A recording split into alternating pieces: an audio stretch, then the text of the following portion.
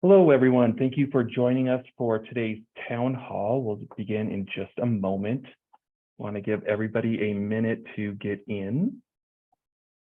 Thank you for attending tonight's event.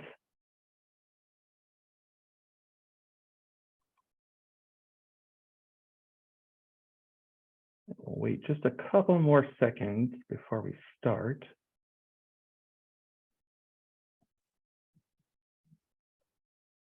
Okay. And with that, we'll get started. So welcome to today's Clackamas County Assessment and Taxation Department Town Hall. I'm Scott Anderson with Clackamas County Public and Government Affairs Department. Joining us today are Clackamas County Assessor Bronson Rueda, along with his staff who are off screen. They're incredibly knowledgeable about the property tax system, I can tell you that. The purpose of today's town hall is for residents to gain a better understanding of property taxes and have confidence in the tax system, and for our experts to answer any questions you may have about property taxes or the tax process. If you have a question during the presentation, please don't hesitate to ask. You can simply ask questions via the chat function. Simply type your question in there and we'll go ahead and read it during the presentation and get you an answer. I want you to know our staff is happy to answer any and all questions as we go along. So part of today's town hall is to get answers again to your specific property tax questions. When you registered for today's town hall, you marked down if you needed to talk with an assessment and taxation staff member. If you said you do need to talk to one of our appraisers, we'll be reaching out to you soon. If after the presentation you found out that you now need to ask a specific question regarding your property taxes, we can connect you with an appraiser. You can do that by calling our main office line at 503-655-8671. Again, that's 503-655-8671. Or you can also send an email to propertytaxinfo@clackamas.us. Again, that's propertytaxinfo@clackamas.us. And you can let us know that you attended tonight's town hall meeting. I'll mention this information again after the presentation in case you missed it. And speaking of today's presentation, please be aware that this session is being recorded and will be available to watch soon on the county's YouTube channel. And with that, we're going to go to Clackamas County Assessor Bronson Rueda for his opening comments and presentation. Bronson? All right, thank you, Scott, for kicking this meeting off, and thank you for coordinating all the logistics, making this town hall possible.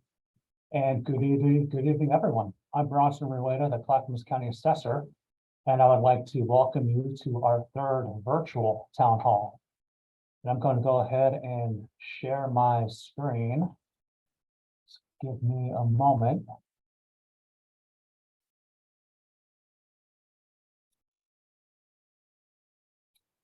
Okay, how does that look, Scott? Great. That's good. Okay. All right. Every fall for the past 3 decades, your assessor's office has hosted 8 to 10 community town halls around Clackamas County to help taxpayers understand Oregon's complex property tax system and to individually answer taxpayer questions. Post-COVID, our town hall has moved to a virtual platform, and we will still provide property tax information and answer individual questions. Staff attending tonight include our appraisal manager, Lynn Longfellow, the sales data analyst, Brandy Peters, Matt Healy, and Brad Erland. Also, Susan Brookshire is joining us, and she is our subject matter expert in charge of the Senior and Disabled Deferral Program and Veterans Exemption Program. And then last but not least, Dina Medicon. She's joining us, and she is our expert on tax rates, among other items. So before we move on to the next slide, I want to tell you a little bit about myself. I've been with the Assessment and Taxation Department for nearly 4 years, and I was recently appointed the Clackamas County Assessor as of July 1st, 2022. In May of this year, I was also elected the assessor, and my 4-year term starts January 1st, 2023.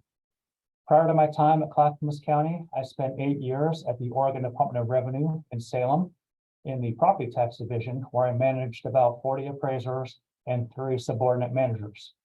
And then prior to my time at the Oregon Department of Revenue, I spent 9 years as a commercial fee appraiser. The last 5 of those, I managed a team of appraisers that specialized in office and medical office valuations in Oregon and Southwest Washington, mostly for financing purposes. Now, about today's presentation, one of the goals is to help attendees gain a better understanding of our property tax system.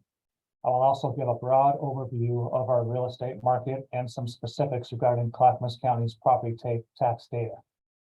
And if you have any questions throughout the presentation, which is about an hour, please ask using the chat function. And we will also have time at the end for questions.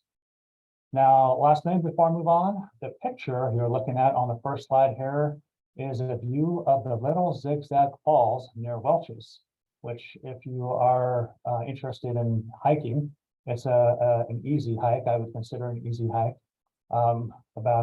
It's less than a mile to the falls. So if you're interested, give it a look.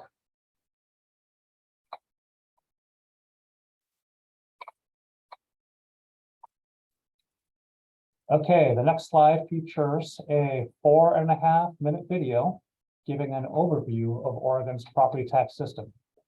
It's very informative and can be found on YouTube. So let's give this a watch.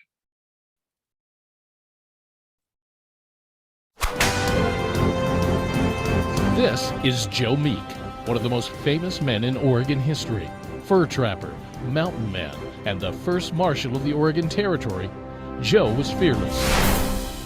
But Joe had an image problem. You see, Joseph Lafayette Meek was also Oregon's first tax collector.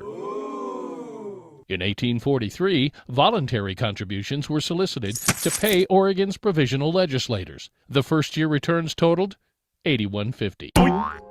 Clearly, an assessment was due and enforcement needed.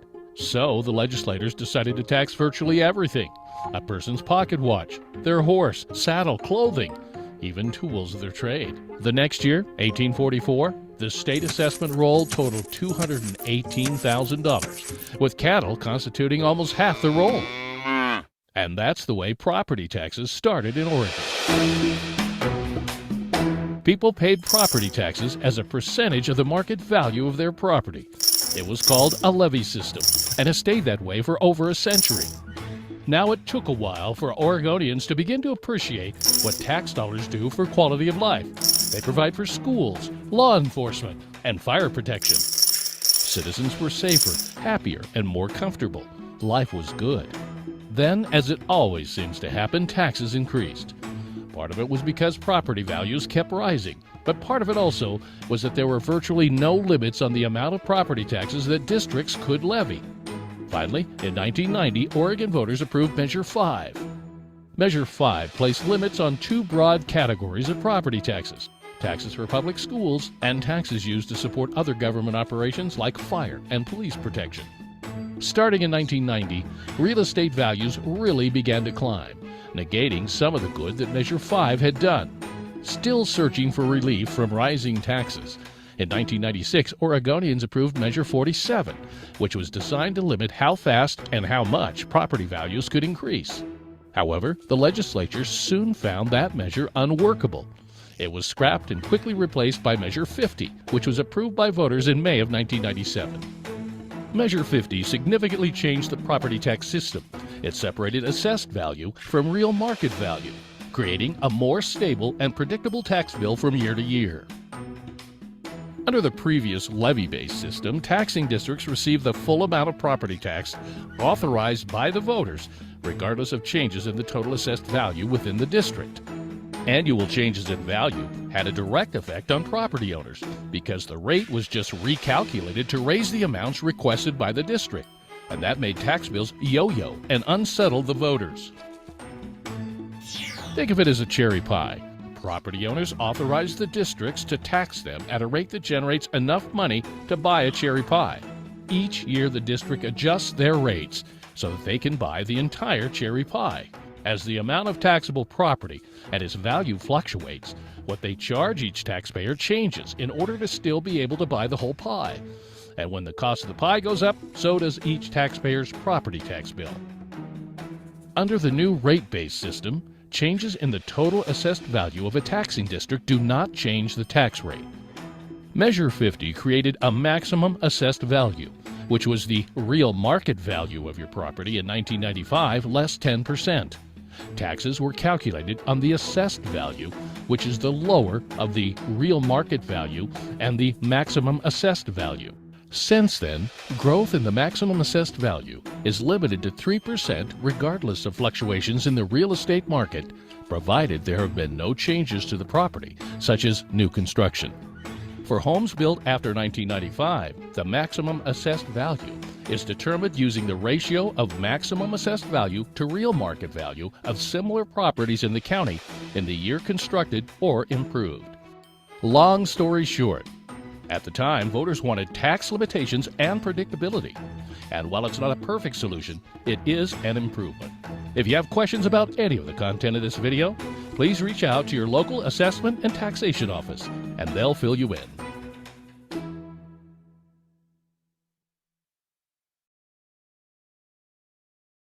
Okay, if you like that video, there are more Oregon property tax tutorial videos on YouTube that you can view at your leisure. I recommend giving them a watch.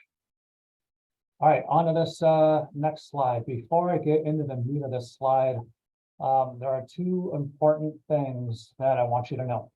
The first thing is the assessment date for the values and property tax on your current tax statement is January 1st, 2022. However, the market information used to value your property on your current tax statement is largely from 2021. This is important to remember as we move forward. The second thing, there will be numerous slides in this presentation that have a lot of data. In most of the slides with data, I will point out highlights and I won't cover the entirety of the slide.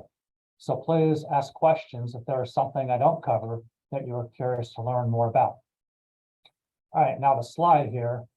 The January 1st, 2002 real market value in our county grew by 17.38% this last year. That's the largest growth rate since 2007 and almost double the growth rate last year. The paragraph on the right of this slide shows a few stats we had in Clackamas County from new construction. We had 32 new subdivisions, 1,372 new homes, and 1.4 billion in additional taxable value.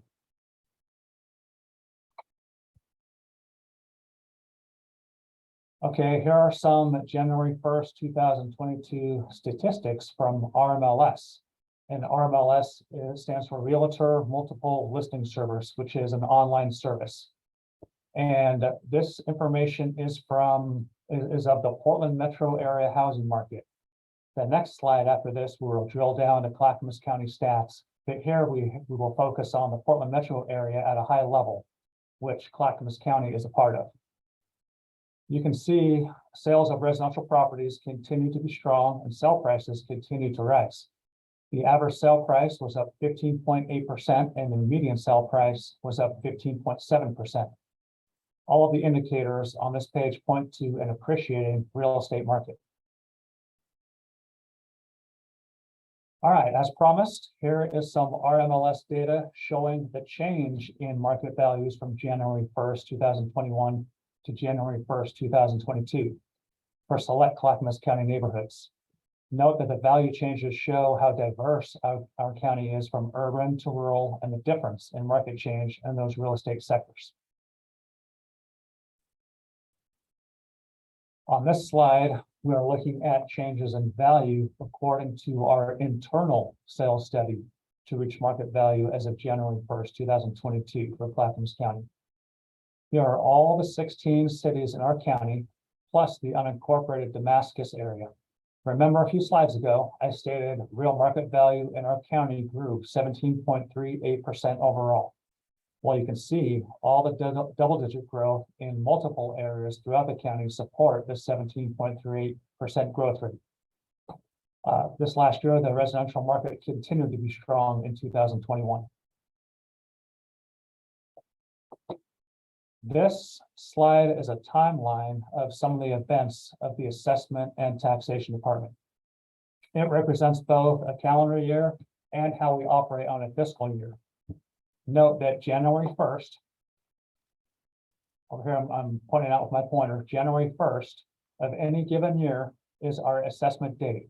And we don't mail tax statements until October.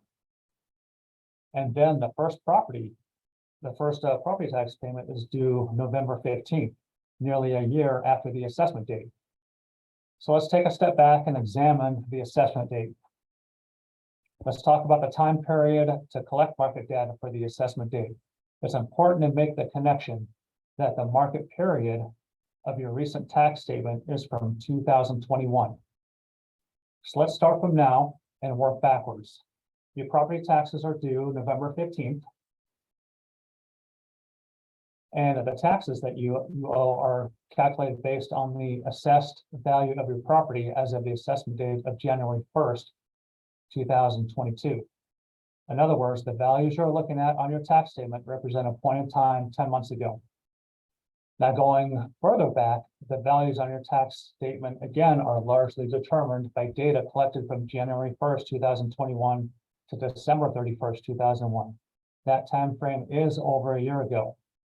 Now, this is a lot to absorb on this calendar, and it can get confusing. So if there's any questions, please type those in the chat and I'll address those.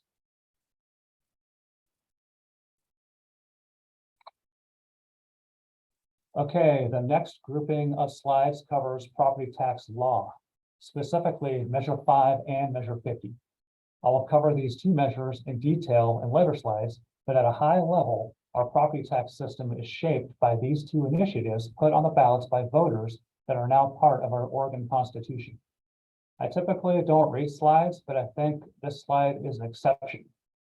So from the slide, Measure 5, passed in 1990, is a tax limitation and sets limits on the amount of taxes that can be collected from each property in both the education and general government categories.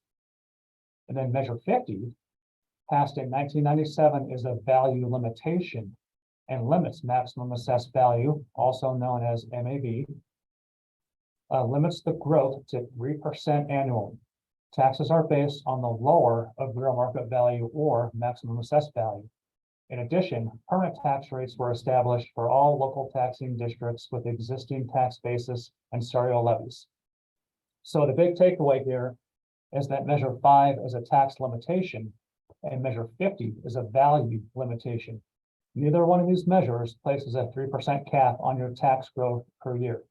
And we'll dig deeper into this later in the presentation. Okay, so it's important to understand two items, which are covered in the first two bullets of this slide. One, property in Oregon is not taxed on real market value, or RMV. Number two, property taxes in Oregon are based on a calculated Measure 50 assessed value.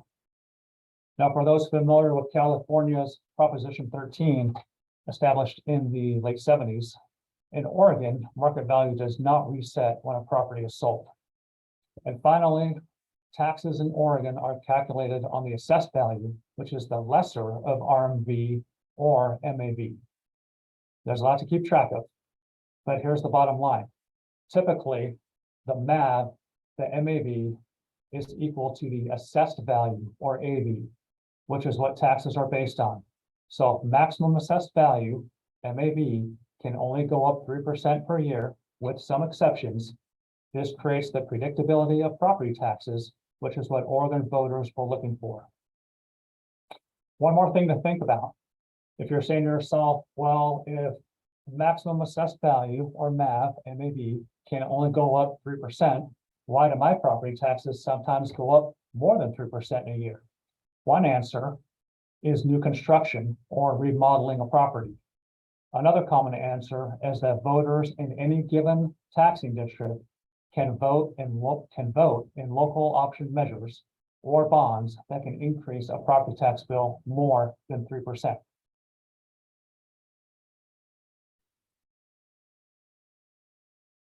All right, more on Measure 50. This is when we're getting into some details.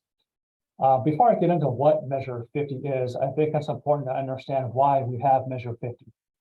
And this was part of the video as well that we watched. Prior to Measure 50, taxes were based on the market value of a property. And as you know, market values can fluctuate up or down in any given year. Thus, property taxes fluctuated up and down accordingly, creating a property tax environment that was unpredictable. Remember, this year in Clackamas County, the market value increased over 17%. I imagine most people would get upset if their tax bill increased over 17%. Well, the voters of Oregon wanted more predictability or consistency in their property taxes, so Measure 50 was born. Okay, so how does Measure 50 work? Let's go over the bullets on the slide. The first bullet, when Measure 50 was passed in 1997, maximum assessed value was created, or MAV. MAV equaled 90% of the 1995-96 real market value. Next bullet, going forward, Measure 50 limits future growth on MAV to 3% per year, with some exceptions. The exceptions include new construction, remodeling, development of new subdivisions, and rezoning. Measure 50 established permanent tax rates for all taxing districts with existing tax basis and serial levies. And the last bullet, Measure 50 allowed voters to approve new short-term local option levies to fund additional services or approve bond measures for capital improvements. So remember the acronyms MAV, maximum assessed value, and RMV, real market value, because I'll most likely use those going forward. All right, this slide covers examples of how your taxes may go up more than 3% in any given year. Remember, neither Measure 5 or Measure 50 put a limitation on tax growth, just tax limitations and maximum assessed value growth limitations, respectively. I want to emphasize again the point that taxes can go up more than 3%. I'll also note that the Oregon Department of Revenue teaches a 3-day class covering this topic of Measure 5 and Measure 50, which proves the complexity and many dimensions of Measure 50 and Oregon's property tax system.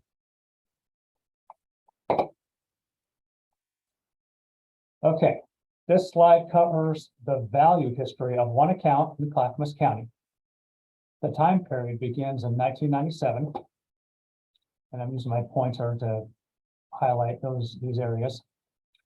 1997, the start of Measure 50, and ends with this year's value, 2022-23. You'll notice there's a break in years from 2000 to 2010 because there simply wasn't enough room on the page for all this data. But the data does cover the recession years in the early 2010 time period. And the term cut up here refers to the 10% off the 1995 value I mentioned earlier to establish the first 1997 MAV. And the term cap refers to the 3% growth cap for MAV with exceptions. Again, I want to emphasize that 3% maximum growth refers to the growth limit for maximum assessed value, not a growth limit in tax increases year over year. What stands out on this slide is the market change. Right here, market change in red, and the AV change also in red. The market value fluctuates according to what the real estate market does in any given year with big swings up and down, as you can see. But the AV grows at a steady 3% pace. Look at the market change of negative 7.06 and 12.75 in 2011 and through 13. And then the growth in market change of over 10% in 2014 and 15. Big swings in value. Remember, property taxes are based off the AV, assessed value. This is an example of the property tax predictability taxpayers wanted.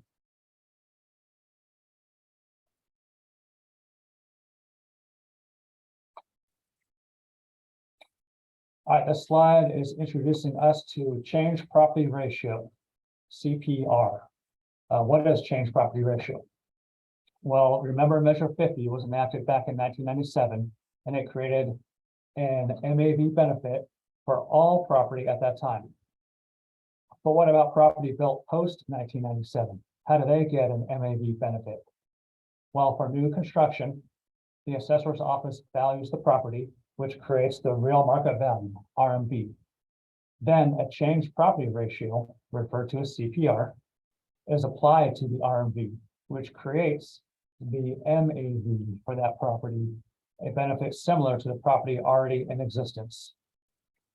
And the CPR is simply a ratio of MAV to unchanged real market value for specific property types and is calculated every year.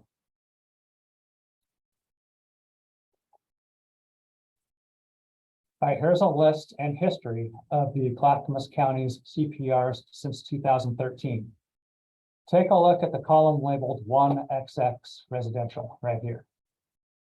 The CPR for residential properties in the 2022-2023 tax year is 0.529. This means that any new property built in 2022 will have that ratio applied to the RMV to create the maximum assessed value, or MAV. As you can see, since 2013, the residential CPR has generally decreased. A decrease in CPR happens when property values are rising. If we hit another recession and property values go down, the CPR will most likely move upwards towards 1. All right, now let's look at an example. Remember, Measure 50 created a tax benefit for properties in existence in 1997. But for new property, it's fair to give that same benefit. Let's say a property owner builds a new home valued at $600,000, which is the real market value, RMV. So we need to give this home the Measure 50 benefit and calculate the MAV, maximum assessed value. What we do is we apply the 2022-23 residential change property ratio of 0.529 to the RMV. After applying the residential CPR, the MAV is created, which is $317,400. Lastly, taxes are calculated from the assessed value, and the assessed value equals the lesser of RMV or MAV. In this example, the MAV is lower than the RMV, so the property has an AV of $317,000, $317,400. This creates a Measure 50 tax benefit similar to other properties already in existence. All right, any questions on CPR or what we have covered so far with Measure 50? We've actually got one question, but we're waiting for that person to enter their question into the chat. They raised their hand, but we'd like everyone to put their question into the chat. But none so far. Okay. So it's easy for me to go back and forth between the slides. So if that question refers to a previous slide, I can go back. Okay, I have talked about Measure 50, the benefits provided, and the creation of MAV. I give an example of how new construction creates an exception event, creating an MAV for property. But there are other exception events besides just building a new house. This slide covers those exception events like remodeling and additions. To tie the concept of Measure 50 back to the misconceived perception that property taxes can only go up 3% per year, nearly every Measure 50 event will increase MAV more than 3% of property because you're adding more value than was there before.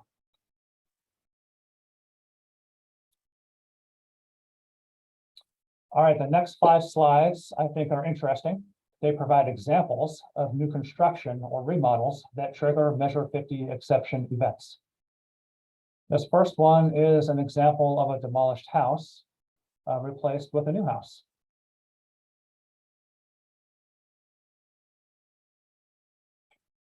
And here is another demolished house that was replaced with a new house.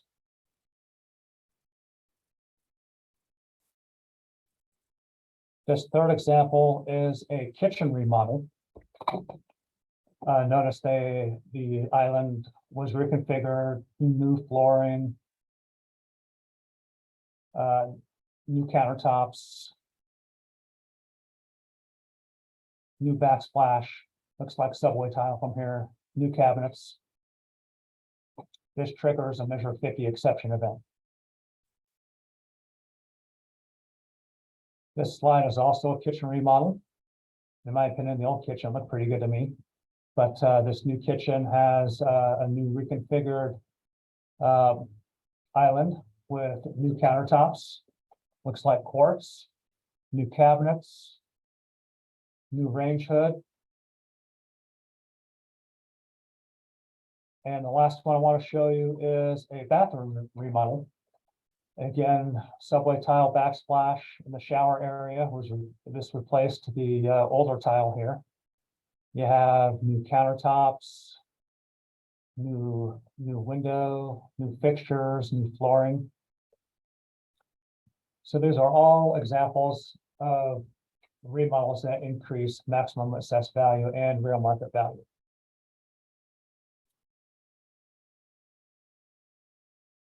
All right, this next slide is a snapshot from our website. This search engine allows you to put in your account number or address, and it shows a 5-year history of your RMV and MAV. Remember, you are taxed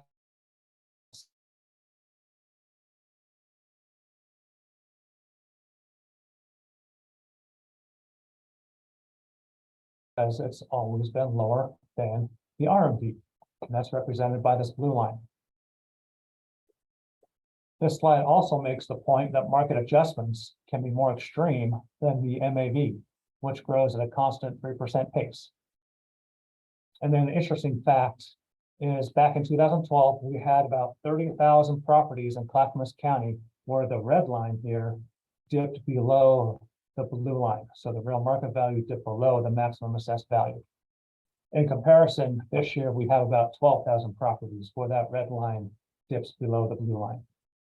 Again, go on to our website, type your address in and see what's going on with your property in relation to the RMV and MAV.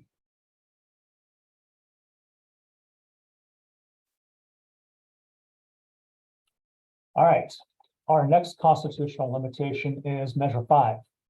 Measure 5 limits the amount of taxes that any one taxpayer can pay.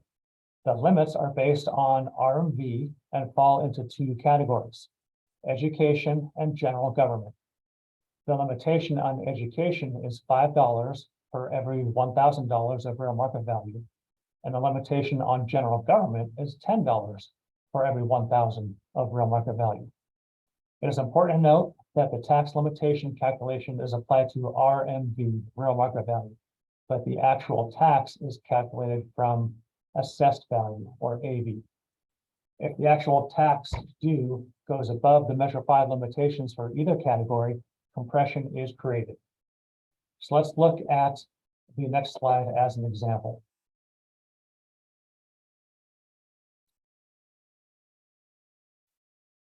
Okay, let's orientate ourselves to this slide. At the top, there are 2 values that I'll be referring to: real market value right here, and the assessed value. Both the values, below the values, there are 4 column headers: Measure 5 limit, tax calculation, tax imposed, and tax compression due to Measure 5. The next row is education, right here, which has a limitation again of $5 in tax to every $1,000 of real market value. I've already done the math here for you, but I will walk us through the numbers. The Measure 5 limit on education is $2,904.92. This is calculated by dividing 5 by 1,000 and then multiplying the result into the RMV, which is given above, and is $580,984. The next column is tax calculation. The education rate is given near the bottom. So down here, education rate. And is 7.2882. This number is per 1,000 of assessed value. Assessed value is near the top, $419,462. The resulting tax owed is shown in the education row and is $3,057.12. You can see the resulting tax calculation is more than the Measure 5 limit. So the lower number is the tax imposed, represented in the next column, $2,904.92. The tax limitation creates compression for this taxpayer in the amount of $152.20. The taxpayer is saving money by paying less taxes, but on the flip side, the local school district is receiving less money into their coffers. Kind of a double-edged sword. The next row is for general government. Using the same methodology as the education row, you can see that the Measure 5 limit of $5,809.84 is much higher than the tax calculation of $3,215.64. So the tax imposed is equal to the tax calculation. Hey, Therefore, Bronson, we've actually got a question. government category. I'm gonna let Amy, one of our attendees, ask the question, and she can talk right to you. Okay. Amy, are you there? Yes, can you hear me? I can hear. I'm sorry to interrupt, but I don't believe the chat is working at all. We can read your chats to us, but we can't type in our questions. I don't know if you've received any questions, but we can't. It just says chat disabled, and we can see what you're saying, Scott, but I can't respond or just type in a general question. Well, thank you for letting me know. I'll work on fixing that. Okay, I mean, I have other questions, but right now you're actually covering my biggest concern is it's a lot of taxes for education, and then on top of that, there's a bond. So for me, it's almost $4,000 worth of taxes, and I'm on a fixed income. So that's my biggest concern here. Thank you. Are you in the Lake Oswego? No, I'm in Milwaukee and in an unincorporated area of Milwaukee as well. Okay.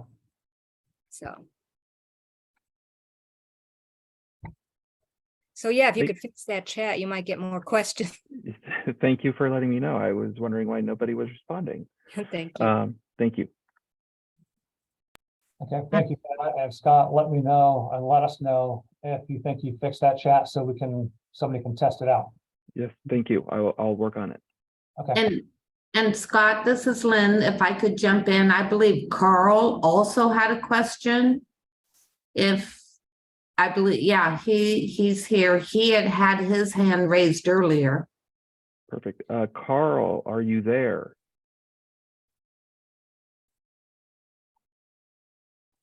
Yeah, I'm there. Perfect. I've got the chat disabled thing here, so all I can do is just listen. But if I'm on, can you hear me? Yep, we can hear you, Carl. Sure. As a realtor in the East County area, there's a lot of differences between houses on tax amounts. And I think it's about the time that they are constructed and underneath the 5 or the 50 measures. And so I'll get a house that's exactly the same as one almost right across the street, and the taxes might be as much as $1,000 difference per year. That's pretty frustrating, and a lot of times my clients will walk away from the one that's $1,000, $2,000 difference from the cheaper one just because of that tax differences.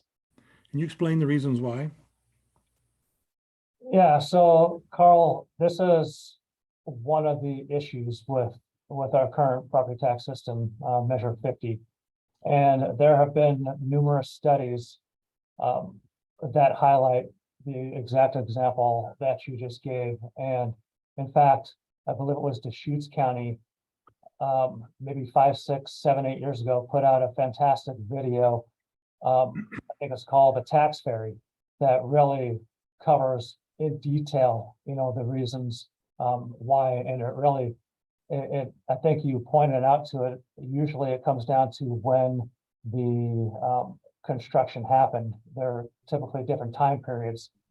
And so, unfortunately, the way the tax laws are written, as an assessor, I can't remedy the issue. But each year, this is brought up with legislators down in Salem, and they discuss it and they talk about different changes that can be made to the property tax system that might be able to remedy this. And in fact, they've already started discussing it this year for the 23 legislative session. When they talk about it, when they talk about making changes, it brings up a new set of problems. That's the difficult part of it. And so what they discuss is, do we revamp the tax system and perhaps create new sets of problems to solve old ones, or do we leave it as is? And I'm out of those conversations because I'm an administrator of the property tax system, and legislators make the laws. But I understand your frustration, and I apologize that there's nothing I can really do about it. But it typically has to do with the year in which the improvements were built.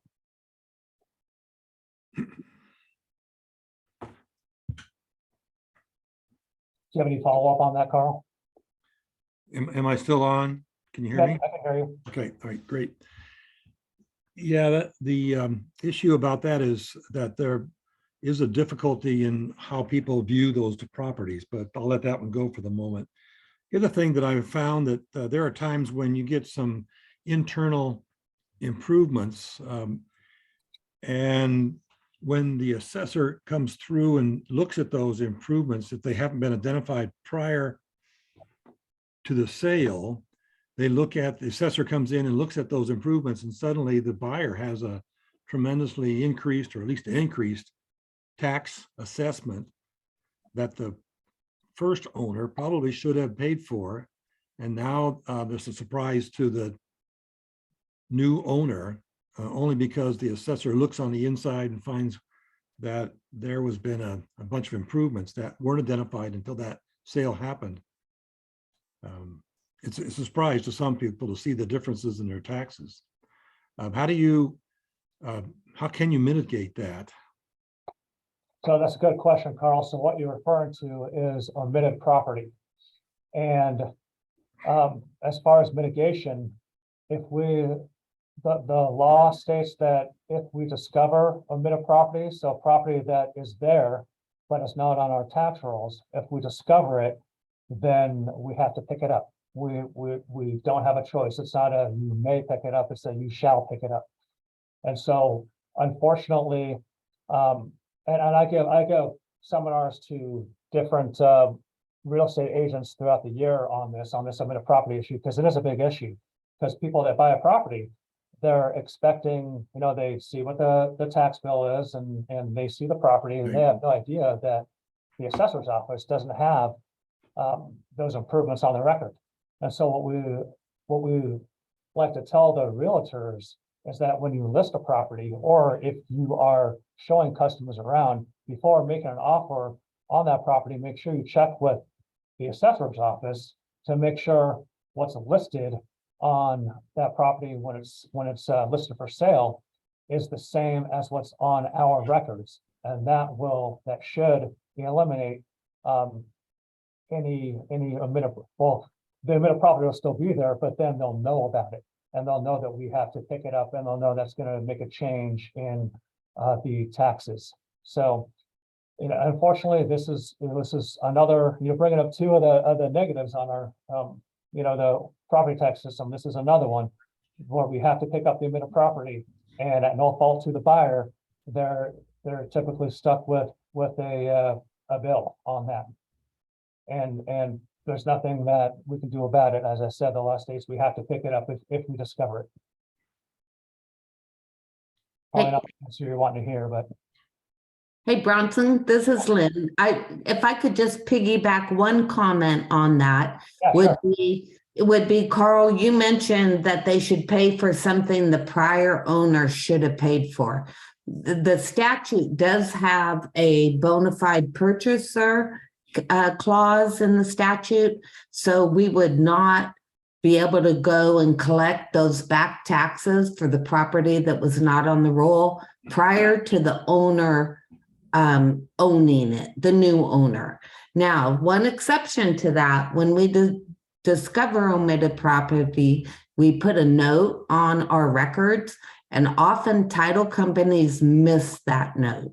And we have had new owners be stuck with a bill for 5 years, and maybe they only bought it last year.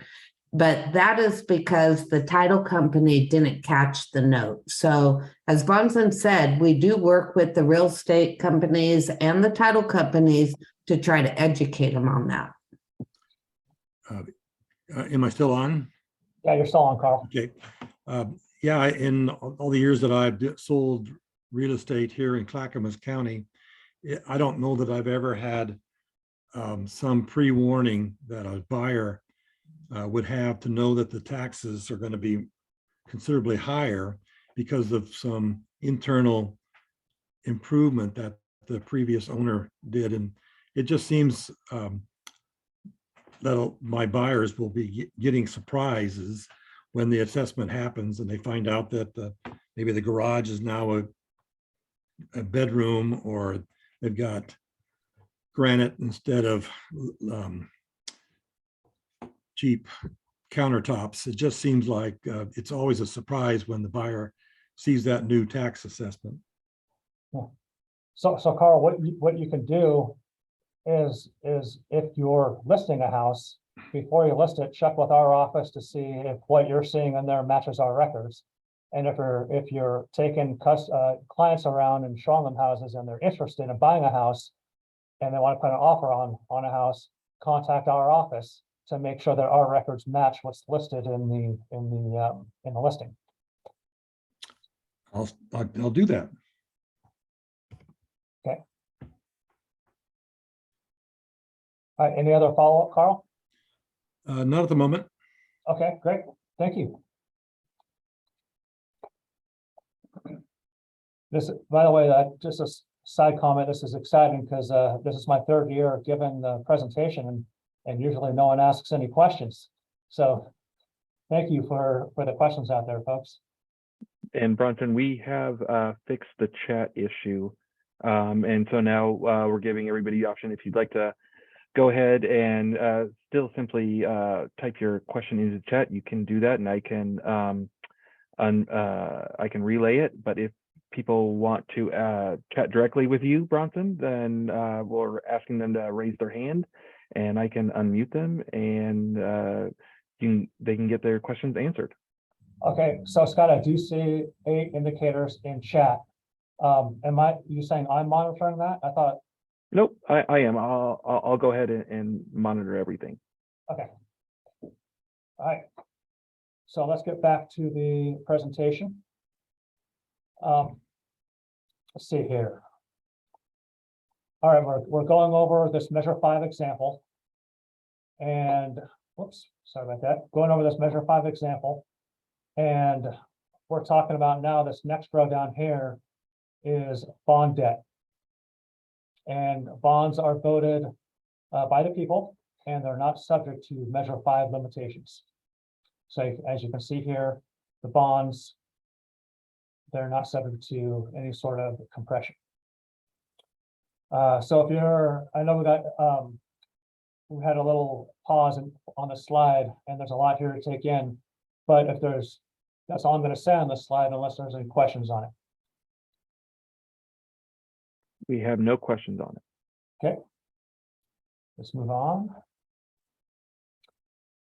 Okay, so we have talked about how our tax system works and the market conditions for Clackamas County.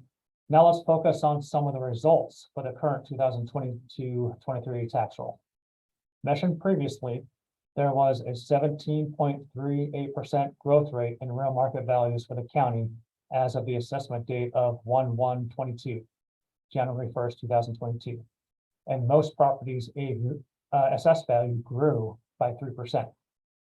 If you are one of the taxpayers who had a tax increase of greater than 3%, it may be due to a new money measure passing, a district levied more for bonded debt, or a local option rate increase.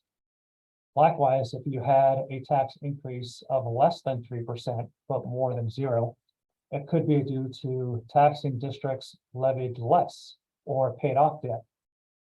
Regarding compression, tax savings have decreased for many property owners due to increasing property values.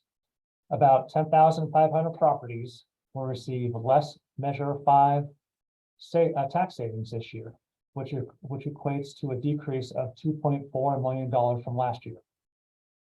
All right, now let's look at the taxing districts that had the greatest amount of tax rate change, either up or down. So this slide shows the changes in levy rates for 2022. Take a look and see if any of these taxing districts are in your tax code area on your property tax statement. It may be an indicator of why your property taxes decreased or increased less or more than you anticipated. And notice there is only one new levy this year for the Lake Oswego School District. The increase is 0.8611 per 1,000 of assessed value. This equates to $86 per $100,000 of AV. So if your assessed value AV is $1 million, that represents an increase in $860 for that levy. Looking at this page, you will see other taxing districts with an increase in bond rates, like Clackamas Community College and the Westland Wilsonville School District. And where there are negative changes in red, those districts levied a little less for their bonds. Holistically, you need to look at all the taxing districts on your property tax statements, and the offsetting increases and decreases in rates to determine how rates impact the total taxes owed for this year.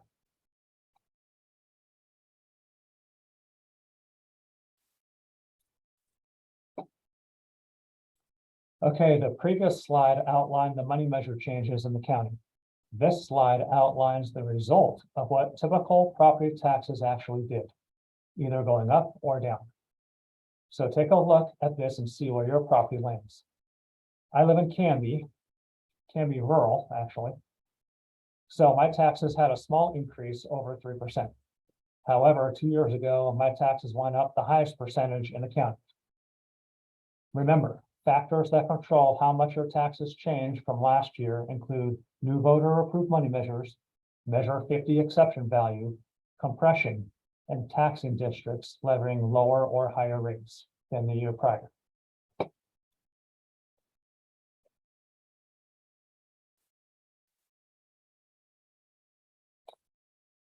Okay, you have seen a taxing matrix similar to this a few slides back. And in the previous matrix, that calculation showed compression. In this matrix, it shows a tax change of 6.99%, which is obviously greater than 3%. Now let's examine why. Looking towards the bottom of the slide at the rate change column, so down here, you can see 2 of the 3 tax rate categories, general government and bonded debt, went up a total of 97 cents per 1,000 in assessed value. This caused an increase in tax greater than 3%. So if you have specific questions about your property, let us know, and we can help you look at your account to determine the reason for any tax change above or below 3%. And you can call our office tomorrow or at a later date, or you can put something in the chat right now that you want to talk to an appraiser about your property tax statement.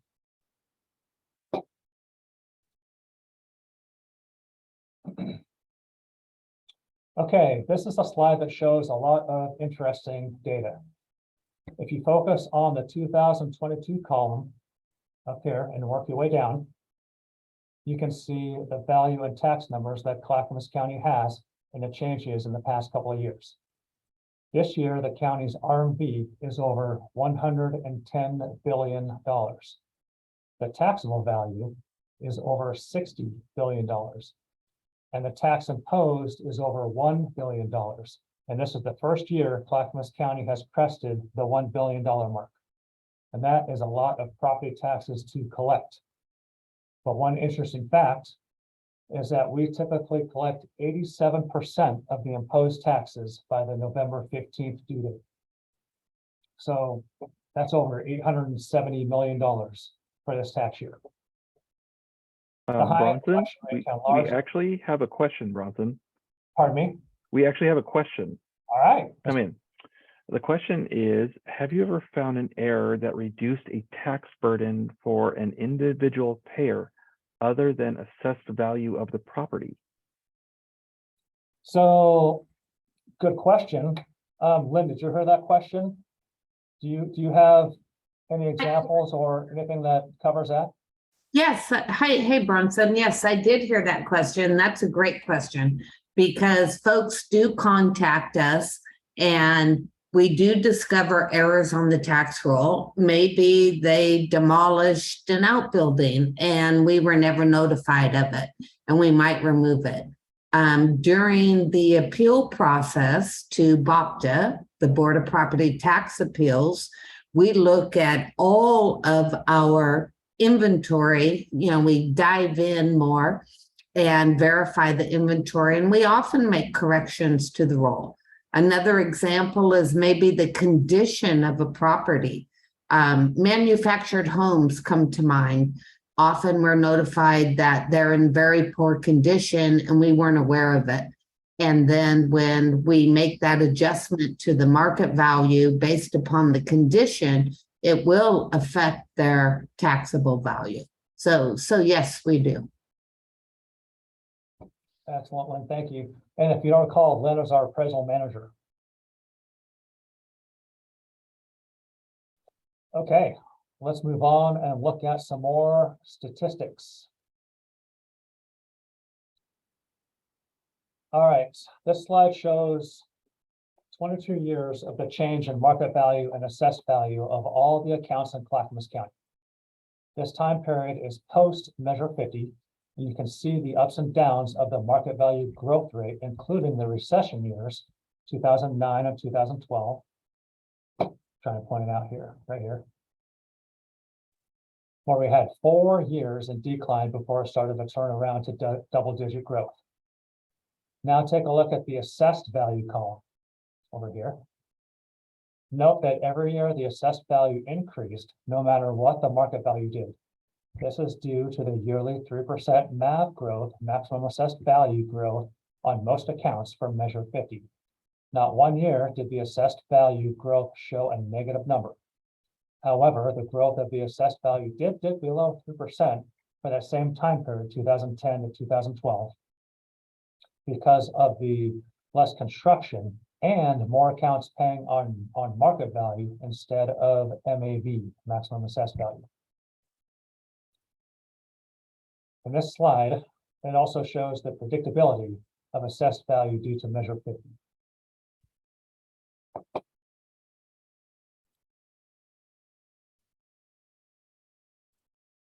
All right, the last slide showed how values fluctuated and grew over time. This slide focuses on the change in taxes imposed since 1999. Items of note on this slide include, number one, again, that 2010 to 2012 time period, the growth rate in taxes dropped significantly due to the recession. It's highlighted here. Note though, taxes still increased every year, just not at the rate seen in other years. And the second thing I want to point out, in 2019, the growth rate in taxes was high, right here, 8.05%. It was high because of money measures voted in, new construction, and the normal 3% growth rate. Bronson, we actually have another question. The question is if the 3% is the max tax, maximum tax, who decides to keep it at the 3%? Why not less? Okay, so there's a lot to that question. Remember the 3% 3% is the growth rate for measure 50. Almost all the accounts in Clackamas County, the real market value is way above the maximum assessed value. So when the maximum assessed value increases 3% per year, that maximum assessed value is also the assessed value, which is what taxes are calculated off of. So that's going to be that 3% growth that you automatically get every year. And so your taxes could and most likely will be higher than 3% or lower than 3%. And that can depend on the factors that I've mentioned before. It can depend on the money measures that are in your tax code area. It could depend on if there are any changes to your property. So there's a lot of different things that can happen to have that 3% go up and down. And I know there were some other things in that question that I wanted to touch on. Can you read it again, Scott? Sure. The question is, if the 3% is the maximum tax, who decides to keep it at the 3% and why not less? So the question, the 3% is not the maximum tax. The 3% is the maximum assessed value growth. So that's one of the things I try to hit on a couple of times earlier in the presentation, is that taxes in Oregon are not limited to 3% per year. It's the maximum assessed value that's limited to 3% per year. And I think part of that question, Scott, was who decides whether it goes up and down? Well, for money measures, the decision is the voters. So when you vote in a new bond or a new local option, those are going to impact your taxes, and those are going to, in that first year especially, that a new money measure goes into effect, it's going to raise your taxes more than 3%. Lynn, were you going to add something to something I said? No, I think you explained it really well, that statute limits maximum assessed gross value, but assessed value may grow more than 3% and taxes may grow 3%. And it's up to the voters when they vote in new bonds and local options. Right. Yeah. So Scott, there's a lot to that question. So if there's any follow-up, just let me know. Will do. Thank you. Okay, you're welcome. Okay, so I think I covered everything I wanted to cover on this slide. Let's move on to the next slide, which covers some current tax year statistics. All right, yeah, this is an interesting slide that shows the compression loss each year since 2008. Remember, compression loss typically increases when market values are going down and coming closer in line with maximum assessed value. And then compression loss typically decreases as real estate appreciates, and there's a greater separation between real market value and maximum assessed value. Look at the chart to see how this is shown to be true from the historic numbers. From 2011 through 2013, so identify that here. This time period right here, when the market values were generally declining, that was the depression. Compression was increasing. So let's look at that here. 2011 through 13, you can see compression. The total measure of 5 loss, this column, was increasing 12 million, 18 million, 20 million. Okay, then in 2014, when the real estate market was rebounding, compression loss started to decline. You can see that here in 2014, from 20 million down to 13, down to 10, down to 7. The anomaly here is in 2019. So up here, if you look, it went from 6 million in 18, then up to 12 million, and then even more in 2020. This is when real estate market values were continuing to increase, but the compression loss also increased. This was due to money measures voted in that increased the tax rate significantly for certain taxing districts that created compression. So I think I've said this before, but maybe I'll say it a different way. When you vote on money measures, bonds, local options, they're it's for a good thing, going towards schools, going towards libraries, whatever it may be for, but it does impact your taxes.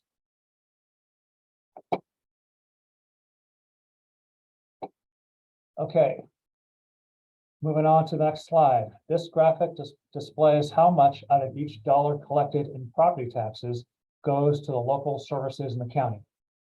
Starting in the upper left is the schools, K through 12, that receive 42.99 cents of every collected tax dollar. Next is the county, which receives 18 cents per every property tax dollar collected. And then down in the lower right is miscellaneous, which includes port, vector, cemetery, water, parks, and lighting, and collects 1.88 cents per every property tax dollar. And I think this is a really interesting slide, and the next one is going to be similar, and these are also on our website if you ever want to go check them out. All right, so here we are, another property tax dollar, but this graphic shows what percent of each tax dollar distributed to Clackamas County goes to various programs in the county. All right, so starting in the upper left, you can see that public safety gets the largest share at 63.7%. And our department, right down here, assessment taxation, lower left, we get 5.2%. And to the right of, the dollar bill lists the programs in the general government category, which receives 17% up here at the top. And again, this graphic is on our website as well.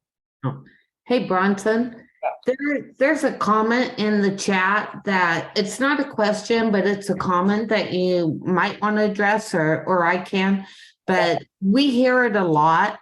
So the comment is, everyone who votes can vote yes on bonds and other increases. Only property owners should be able to vote on property tax-based increases. So Lynn, I could hear it. I have some, I think I have a comment or two on that, but Lynn, I could hear it in your voice that you're really chomping at the bit to address it. So I'll let you take the first crack. I'm not, but I will say, and Amy, thank you for your comment, because I've talked with many taxpayer about just this issue. And what it comes down to, what we hear from renters and what I hear, because we also deal with the folks who own commercial property and they own the apartments that are stating the rent, establishing the rent, is they pass these tax increases on to their renters. And so even those folks that don't own property are also paying it in other ways, which is what we hear. So I don't agree or disagree with you, but the way our statutes are written is all residents of a county or district, whatever, can vote. So, that would have to be a legislative change. So that was my thought, Bronson, just because I hear this a lot from taxpayers. Yeah, and I've heard that too, Lynn, and just to kind of expand on what you said a little bit, is it's economics, and just because you're not directly impacted or paying for something like the property tax, and maybe others think you shouldn't vote on it. I think that you are, because not just what Lynn mentioned, if you're a renter, you're paying for that property tax through your rent. If you're going shopping at Safeway or at a retail store, whoever is pricing out their items is paying rent there, or if they're the property owner, they're paying the property tax. But everything that is priced out takes into consideration all the factors, including property tax. So even though there's not a direct arrow pointing to it, with economics, the way it works, I can see a correlation at least to that. So thanks, Lynn.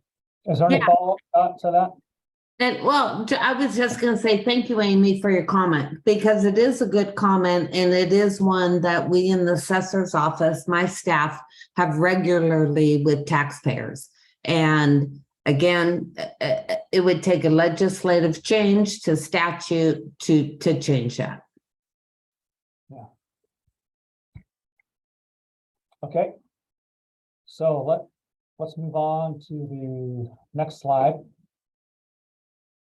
All right, here is a sample property tax statement from this year. And there's a lot of information on here. So if you have any questions, put it in the chat. We also have a property tax statement guide online that kind of highlights certain sections of our property tax statement and goes into more detail on each section and what it's there for.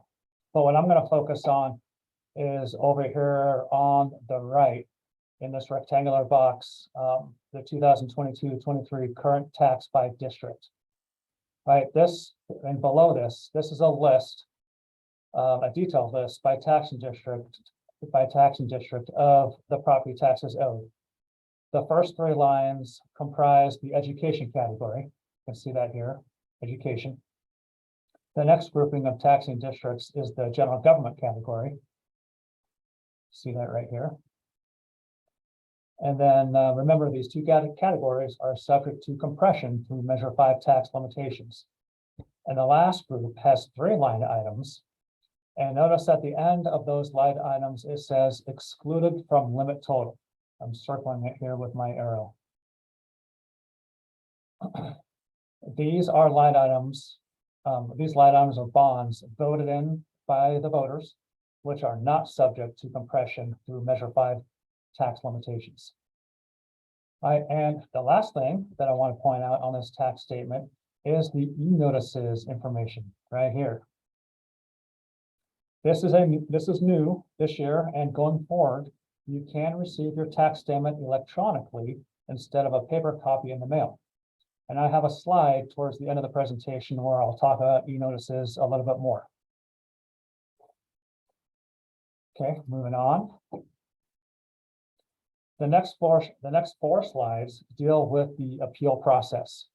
It's important to note that in an appeal situation, a person is appealing their value. They are not appealing the amount of taxes owed. Remember, for most taxpayers, the real market value is higher than the assessed value. So if your appeal results in a real market value reduction, there still may not be any tax reduction if the real market value does not go below the assessed value or result in Measure 5 compression. Now, referring to the last bullet on the slide, if you have new construction or another Measure 50 exception event, and you think your value is too high, then you need to appeal, because the first year after an exception event is what sets your maximum assessed value. All right, the appeal process. This information I feel is very important, so I'll go through each bullet on the next few slides. All right, call our office and talk to an appraiser, if you think your value is too high. We can check to ensure that our records are accurate and let you know if you may receive a tax decrease based on your requested value.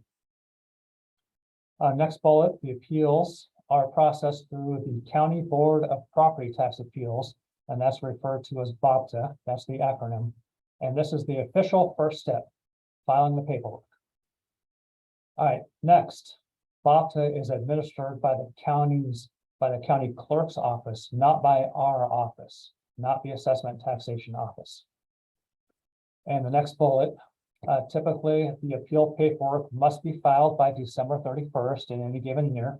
However, because the clerk's office will be closed this year on Saturday, December 31st, 2022, and closed on Monday, January 2nd, 2023, in observance of New Year's Day, the appeal paperwork is due Tuesday, January 3rd, 2023. And again, that's to the clerk's office. Next bullet 5, BOPTA hears value appeals, not appeals of the tax you have to pay. Next, any value shown on your tax statement can be appealed. And then lastly, the board starts to consider appeals on the first Monday in February, and the process ends by April 15th.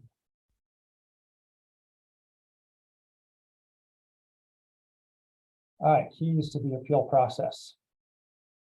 All right, first two bullets. Remember, the assessment date is always January 1st for every tax assessment year. This is the date we determine value. For your current values on your tax statement, the assessment date is January 1st, 2022. Bullets 3 and 4, the petitioner has the burden of proof. What this means is that the petitioner will need to have market evidence that shows support for the claim that the assessor's value is incorrect. And for the next bullet, preponderance of evidence, what does that mean? So what that means is the petitioner must persuade the BOPTA board that it is more likely than not that the facts presented are true. And then the last two bullets, these are a couple of common mistakes. First one, comparing your property tax to your neighbor's property tax. Remember, you are appealing value, not taxes. And another common mistake is comparing your values to the values of your neighbors. All right, now for the next slide, let's get into some of the information that will help you in the appeal process.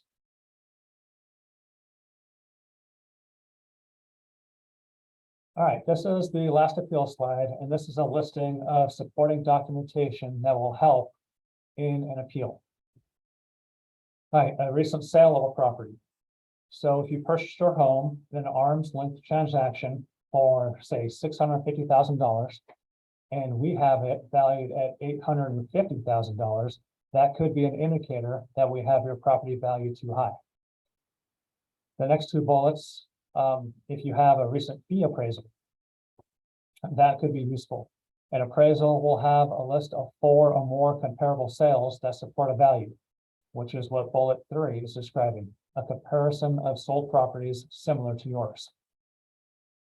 Next bullet, some sort of proof that we have an error in our records. For example, we have your home listed as 2,200 square feet, and it is only 1,800 square feet. Next bullet, bullet 5, construction costs can be an indicator of value as well for new construction, especially. And lastly, for income and expense information for income producing properties like office buildings, retail centers, and multifamily housing.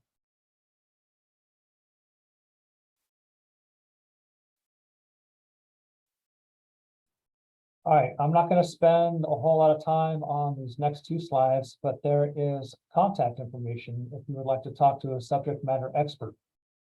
We do have farm and forest land deferral programs, and Tony Hunter is our expert on this subject. His contact information is displayed here, and at the bottom of the slide is a snapshot of our website where you can also go to obtain more information, including eligibility requirements on these two deferral programs.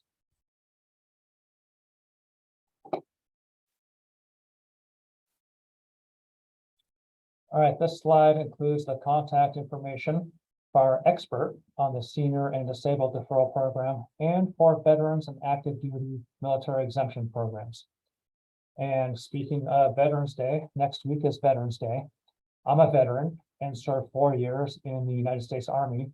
And I want to say thank you to all the veterans and current service members out there for your service.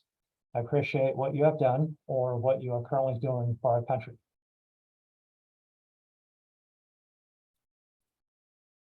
All right, as I stated earlier, I have some information here on e-notices. So this is the last slide of the presentation. And I'm really excited about e-notices because it provides opportunity for property taxpayers in Clackamas County to get their property tax statements online instead of getting them delivered in the mail. And also, you can get your property tax statement online a little earlier than you do in the mail. So this is a great opportunity if you're interested to sign up for e-notices.